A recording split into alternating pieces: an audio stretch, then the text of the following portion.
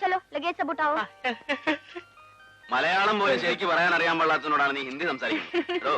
കാറിന്റെ ഡിക്കിയിലുള്ള ലഗേജ് എല്ലാം എടുത്ത് മുറിയിൽ വെക്കാനാണ് അവള് പറഞ്ഞത്. മനസ്സിലായോ? அப்படியா? சரி, நான் எடுத்து வைக்கிறேன்.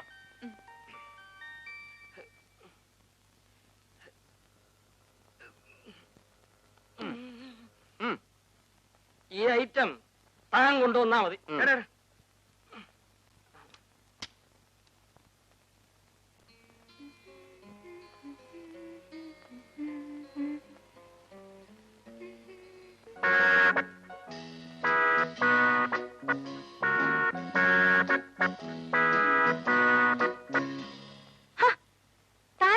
വടി പോലെ അങ്ങോട്ടും ഇങ്ങോട്ടും നടക്കുന്നത്?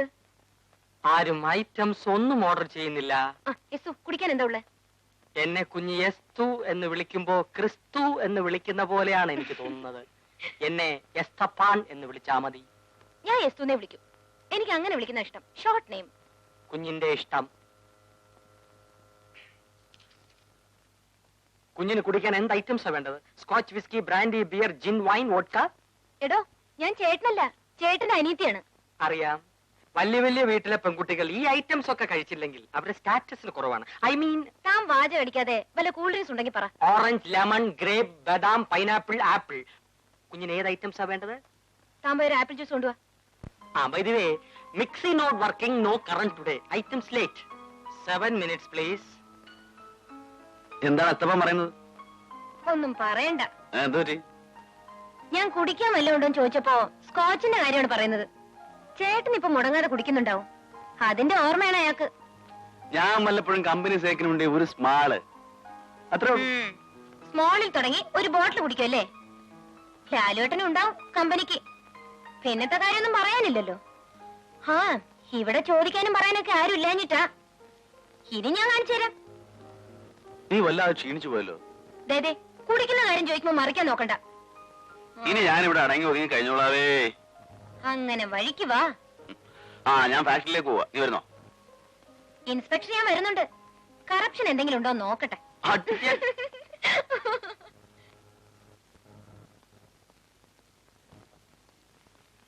ചേട്ടാ ചേട്ടാ, ഞാൻ പ്രിയക്കൊന്ന് ഫോൺ ചെയ്തിട്ട് ഞാൻ അവളും കൂടെ ഓഫീസിലേക്ക് ഒന്നിച്ചു വന്നേക്കാം.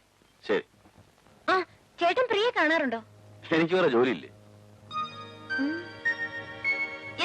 ജ്യൂസ്.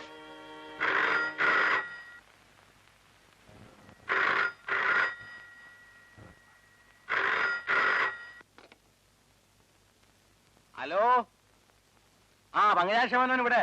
അങ്കിൾ, ഞാനാണ് മീര. പ്രിയ ഉണ്ട് അവിടെ? അവള് കുളിച്ചോണ്ടിരിക്ക. ഇപ്പൊ വരും. മോളെ എപ്പോ വന്ന്? ഞാനിന്ന് മോർണിംഗ് ഫ്ലൈറ്റിലെത്തി. വിമാനത്തിലോ? എത്ര രൂപയോ മോളെ കൂലി? 900 രൂപയോ? വല്ല ബസ്സിലോ മറ്റോ വന്നിരുന്നെങ്കിൽ 10-25 രൂപയ്ക്ക് പൂനായി നാട്ടിലെത്തത്തില്ലായിരുന്നോ? ബാക്കി കാശ് വല്ല കൊള്ളാവുന്ന ബ്ലേഡ് കമ്പനി ഇട്ടിരുന്നെങ്കിൽ 30-32% പലിശ കിട്ടത്തില്ലായിരുന്നോ? അങ്കിൾ എപ്പോഴും ബാങ്കിൽ പണം ഇട്ട് പലിശ വാങ്ങണം എന്നുള്ള വിചാരമേ ഉള്ളൂ. അത് കൊള്ളാം. വിവരമുള്ളവർക്കും ബുദ്ധിമാന്മാർക്കും മാത്രമേ പലിശക്കാശ് കൊണ്ട് ജീവിക്കാൻ പറ്റത്തുള്ളൂ മോളെ. നീ കൊച്ചല്ലേ, ഇതും ഇതുപോലെ പലതും നിനക്ക് ഇപ്പൊ മനസ്സിലാകില്ല. അത് വരുന്നുണ്ട്, അവിടെ കൊടുക്കാം. മീര. മീരയോ? ഹലോ മീര. ഞാൻ മോർണിംഗ് ഫ്ലൈറ്റിലെത്തി. നീ ഒന്ന് വേഗം ഇങ്ങോട്ട് വന്നേ. ഞാനേ ഹലോ ഹലോ. എന്ത് പറ്റി മോളെ? നാശം, ഡിസ്കണക്ട് ആയി. മോളെ മോളെ, മീരയെ വിളിക്കണോ? അതെ. എന്തിനാ മോളെ? അവൾ ഇങ്ങോട്ട് വിളിക്കും. വെറുതെ 75 പൈസ കളയണോ? ഞാൻ തന്നേക്ക് 75 പൈസ. അച്ഛന്റെ ഒരു പിശുക്ക്. നീ തന്നാലും നിന്റെ അമ്മ തന്നാലും എന്റെ പോക്കറ്റിൽ നിന്നാ ചോരുന്നത്.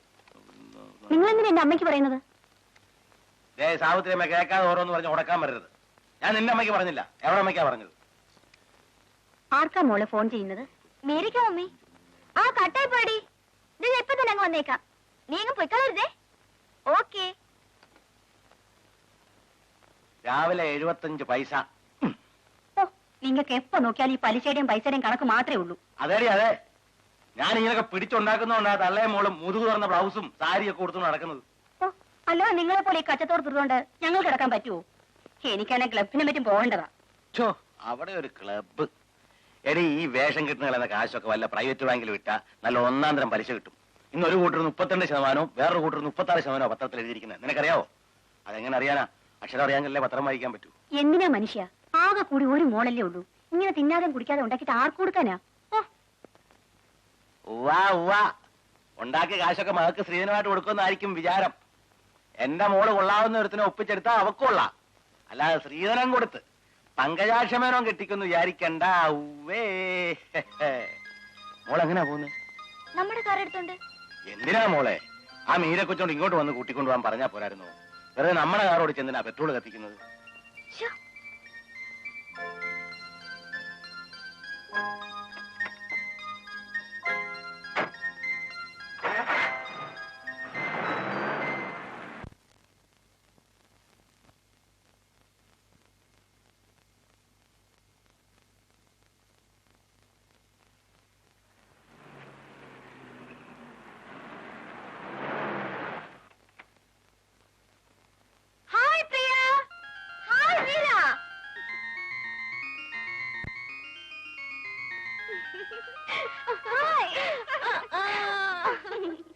എന്താടി, പൂനെയിൽ നിന്ന് പുറപ്പെടുന്നതിന് മുമ്പ് ഒരു ഫോണൊന്നും ചെയ്തൂടായിരുന്നു? ഞാൻ ചേട്ടനോട് വിളിച്ചു പറഞ്ഞിരുന്നല്ലോ നിന്നോട് പറയാനായിട്ട്. നല്ല പാർട്ടിയോടെ നീ ഫോൺ വിളിച്ച് പറയാൻ പറഞ്ഞത്. വല്ലപ്പോഴും കണ്ടാ കൂടെ ഒന്ന് നോക്കാത്ത ആളാ. എന്താ ചേട്ടൻ നിന്നെ കണ്ട മിണ്ടാറില്ലേ? ഓ മിണ്ടും മിണ്ടും. എവിടെയും വെച്ച് കണ്ടാ തന്നെ എപ്പോഴുള്ള റെഡിമേഡ് ചിരിയങ്ങ് പാസ്സാക്കും, അത്ര തന്നെ. ചുമ്മാ കേറി ഹെഡിനോടി. ഒരു പെണ്ണ് വിചാരിച്ചാ ഇല്ലാത്ത ആണുണ്ടോ? ആ ഇനിയിപ്പൊ ഞാനുണ്ടല്ലോ, എല്ലാം ശരിയാക്കി തരാം. നീ വാ.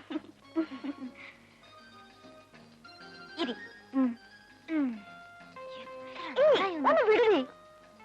നിന്റെ ശൈ ഇപ്പോഴും മാറിയിട്ടില്ലല്ലോടി. നിന്റെ ആ പ്രകൃതത്തിന് ഇപ്പോഴും ഒരു മാറ്റമില്ല. വല്ലാത്തൊരു സാധനം തന്നെ.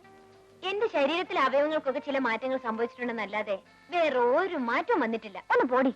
ആ പിന്നെ എന്തൊക്കെയുണ്ട് വിശേഷങ്ങൾ? ഓ എന്ത് വിശേഷം?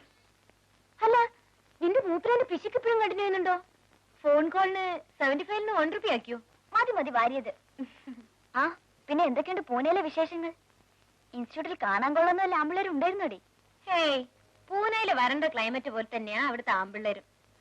ഫൈനൽ ഇയറിൽ എന്റെ റൂംമേറ്റ് നീതു സിംഗ് ആണെങ്കിൽ ഭയങ്കര ബോറിംഗ് പാർട്ടി. ഒരു ഫൈറ്റൻ സാധനം. തിന്നുക, പഠിക്കുക, ഉറങ്ങുക, നോ അതർ ആക്ടിവിറ്റീസ്. പിന്നെ അല്പം റിലീഫ് ഉണ്ടായിരുന്നത് ഒരു ബാംഗ്ലൂർക്കാർ രാമേശ്വരി ആയിരുന്നു. അവള് നല്ല ജോക്ക് അടിക്കും. എടി എന്തൊക്കെ പറഞ്ഞാലും നമ്മുടെ കോളേജ് ഹോസ്റ്റൽ ലൈഫ് പോലെ അവിടെ ഒരു ത്രില്ലിംഗും ഇല്ലടി. ആ പിന്നെ നമ്മുടെ ഹോസ്റ്റലിലെ ഫ്രണ്ട്സിനെ വല്ലവരും കാണാറുണ്ടോ? ഇല്ല. ആ നിനക്ക് ഓർമ്മയുണ്ടോ നമ്മളന്ന് സിനിമ കഴിഞ്ഞ് വന്നപ്പോ വാച്ചർ അസീസ് നമ്മളെ പിടിച്ച് വരട്ടിയത്? പിന്നെ അയ്യോ ഗേറ്റ് പൂട്ടി കളഞ്ഞിട്ടോടി.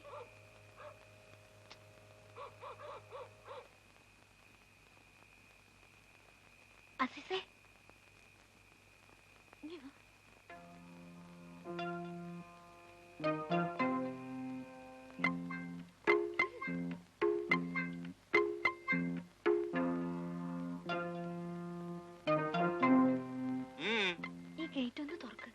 നിങ്ങൾ വന്നാൽ കയറ്റി വിടരുതെന്നാണ് മേറ്റം പറഞ്ഞിരിക്കുന്നത്. എന്താ കാര്യം? എവിടെ പോയാലും 6 മണിക്കൂർ മുമ്പ് ഇവിടെ എത്തണമെന്നല്ലേ ഇവിടത്തെ നിയമം? നിയമമൊക്കെ ശരിയാ. മാറ്റിക്ക് കറണ്ട് പോയി, പിന്നെ 1 മണിക്കൂർ കഴിഞ്ഞാ കറണ്ട് വന്നത്.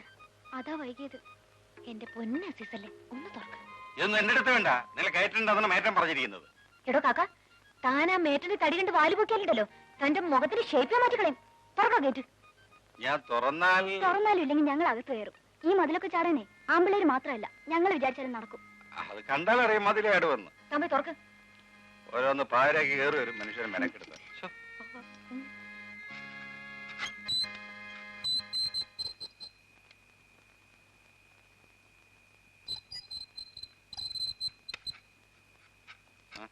തന്നെ ഞാനിന്ന് സ്റ്റാൻഡ് കേറ്റുന്നുണ്ട്. ഓ ഇനിയിപ്പൊ അതിന്റെ കുറവേ ഉള്ളൂ.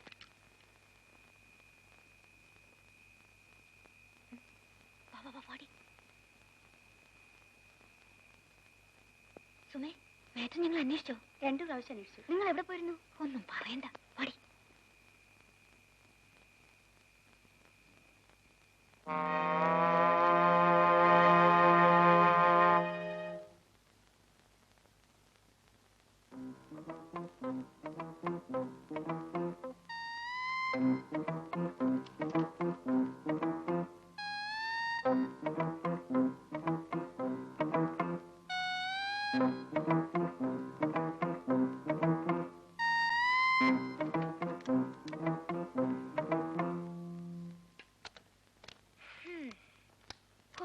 രക്ഷപ്പെട്ടു. ആ ദാക്ഷായണി ഭദ്രകാളി കണ്ടില്ലെന്നാ തോന്നുന്നേ.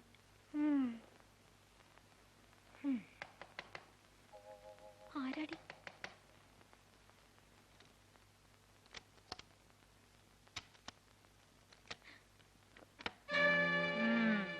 ഇത്രയും നേരം എവിടെ പോയിരിക്കായിരുന്നു?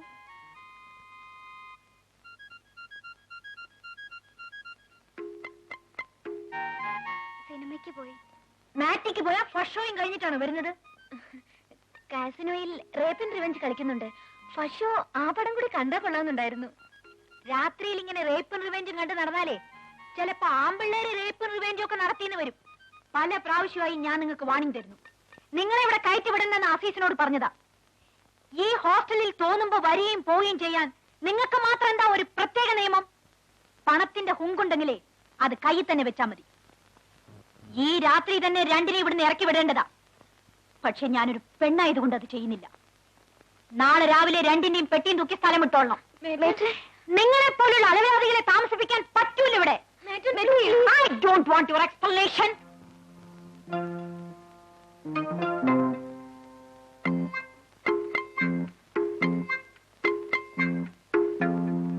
ഇനിയിപ്പോ എന്ത് ചെയ്യും? വീട്ടിൽ ചെന്ന് അച്ഛൻ എന്നെ കൊന്നുകളയും. ചേട്ടനറിഞ്ഞാ എനിക്കും കുഴപ്പം തന്നെയാ. ഏതായാലും വന്നത് വന്നു. നീ ധൈര്യമായിട്ടിരിക്കെ. നിനക്കത് പറയാം. നീ കാരണം ഈ കുഴപ്പമൊക്കെ ഉണ്ടായത്. ഞാൻ അപ്പോഴേ പറഞ്ഞത് സിനിമയ്ക്കൊന്നും പോകണ്ടെന്ന്. ഒന്ന് ചുമ്മാ ഇരിക്കടി.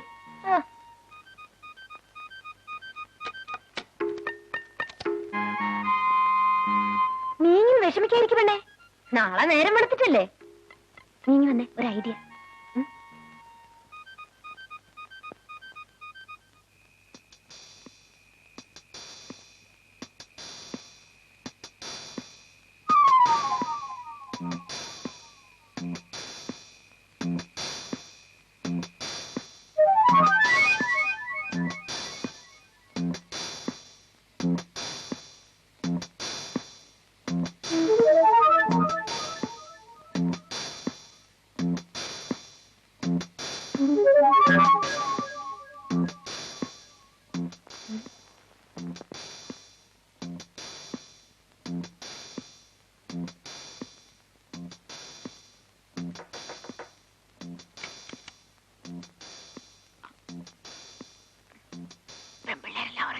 എല്ലാവരും ഉറങ്ങി.